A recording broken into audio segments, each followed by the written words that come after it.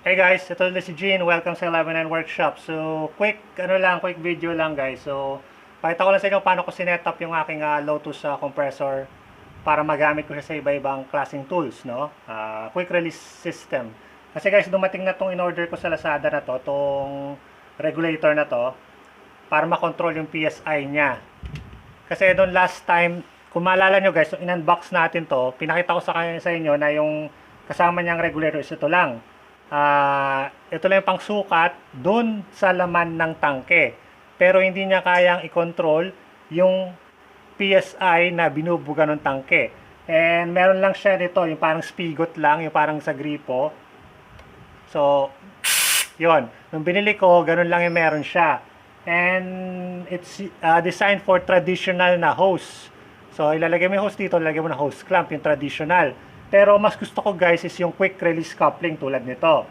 Pero hindi ko muna kinabit yun. Hinintay ko na dumating itong ano na to, regulator na to para makontrol ko yung PSI. Since kailangan ko to dahil iba-ibang klaseng PSI yung mga tools na gamit ko. For example, ito, yung aking brad nailer, ang PSI nito is 60 to I think 70 or 80 para sa mga iba-ibang klase size ng pako. Tapos iba rin yung PSI ng paint gun, saka ito yung blower, and ito yung pang-inflate na sasakyan. So iba-ibang PSI ang kanilang mga tools. So kailangan talaga meron ka nitong pang-control ng PSI.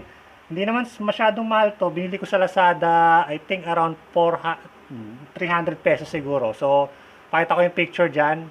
Ayan, so yan yung nabili ko sa Lazada. And yeah, dumating na siya and in-install ko. And it's good naman. May kasama siyang dial, indicator. Meron siya yung ito, yung mismong regulator. At meron siyang lock. So pwede mo i-lock yung PSI sa anumang gusto mo. So pwede mo itaas yung PSI up this way. Or pwede mo rin baba this way. So, ayan. So, ganyan kinokontrol yung kanyang hangin o yung PSI. And, yeah, it's good naman. Tapos, guys, nilagyan ko na rin siya ng coupling. Quick release coupling, ang tawag dito. May nabibili na ganito ang Lotus. So, meron din sila tinitin ng Lotus. Pero ito kasi luma na. Stock ko na to sa bahay. Hindi to Lotus. Pero, meron ganito yung Lotus. So, check nyo lang. Meron sa hardware niya. Quick release coupling. Usually, meron siyang one piece na ganito na female at meron siyang 4 na piraso na male coupling. So, yung male is yung ilalagay mo dun sa quick release. So, diba yan?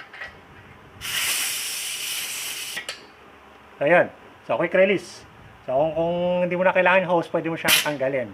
Ganun lang kadali, guys. So, yun. Ngayon, since kaya ko na i-dial yung PSI, pwede ko nang gamitin yung iba-ibang tools. So, halimbawa, lalagay ko rito sa 60 PSI. 60.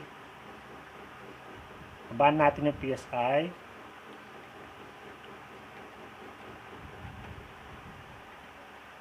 Yan. So, yan, nilock ko. So, that's 60 PSI sakto. And that's enough para sa mga tools, no? So, lagyan natin ulit yung quick release, yung coupling niya. Yan. Tapos, guys, yung dulo ng hose ko is meron ding quick release coupling. So, I can use several tools at once. O, halimbawa, ito muna, kailangan ko lang blower. So, pwede ko na ikabit dito yung blower. Pwede ko ikabit yung paint sprayer. O, yan, diba? Tapos, pag di ko na kailangan, tanggalin ko lang. Pwede na itong panghangin na sasakyan, ng gulong, which is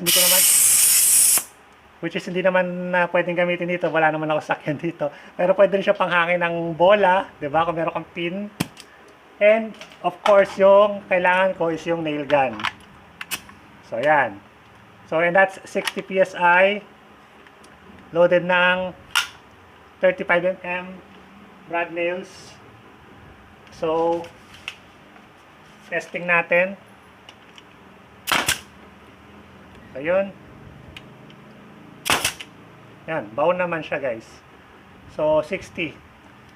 Gawin natin 70 para mas malakas. Taas natin yung PSI. Oops, mali.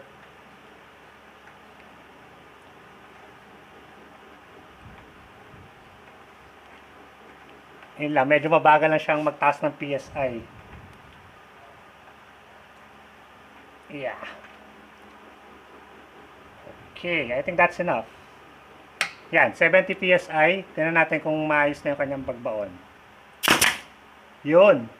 So, 70 PSI, yung pinakasakto niyang PSI for 35mm na brad nails.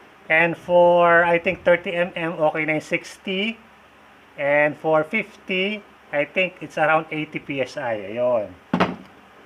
So, that is my quick release system. So, pagkatapos mong gamitin, pwede mo na siyang yan. So, pwede mo siya itabi.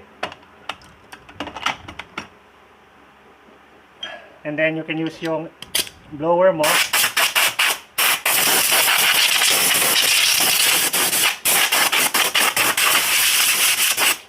Panglinis. Okay, pang buga ng mga alikabok. Ngayon guys, so tatanong nyo, bakit ko gusto yung, ba't mas okay sa akin yung coil na hose kaysa doon sa straight na hose? Hindi naman preference yan kasi ito lang ang meron ako eh. So, ayoko nang bumili ng bago. So, okay na to. Tapos guys, yung para dito sa connector na yan, yung mga couplings na yan, kailangan mo talaga dyan mayroon ka teflon. Actually guys, nung kinakabit ko to, napakaraming teflon yun na wala. Yung naaksaya kasi, ilang beses kong inulit to dahil yung mga una kong tries is, hindi, may leak. May air leak sa loob.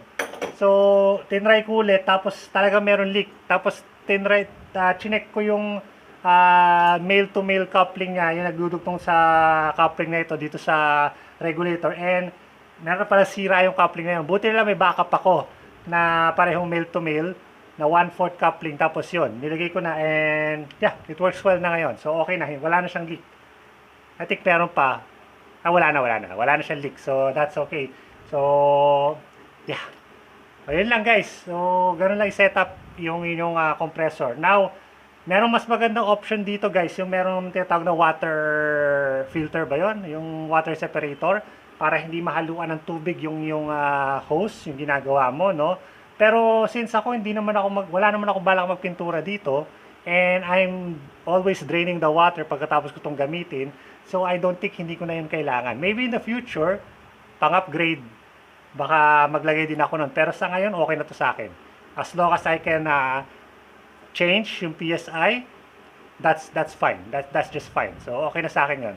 So, siguro kayo, kung gusto nyo maglagay kayo merong water separator, mas maganda yun guys. So, yun. So, that's how you set your compressor para magkaroon ng quick release system and PSI regulator. Yan. So, okay. Okay guys, so thank you so much for watching. Sana naintindihan nyo. So, ayun. So, sana na-gets nyo yung akin i-explain, no? And, yun. So, see you again next time, guys. So, have a nice day. This is Gene from 11i Workshop. Adios.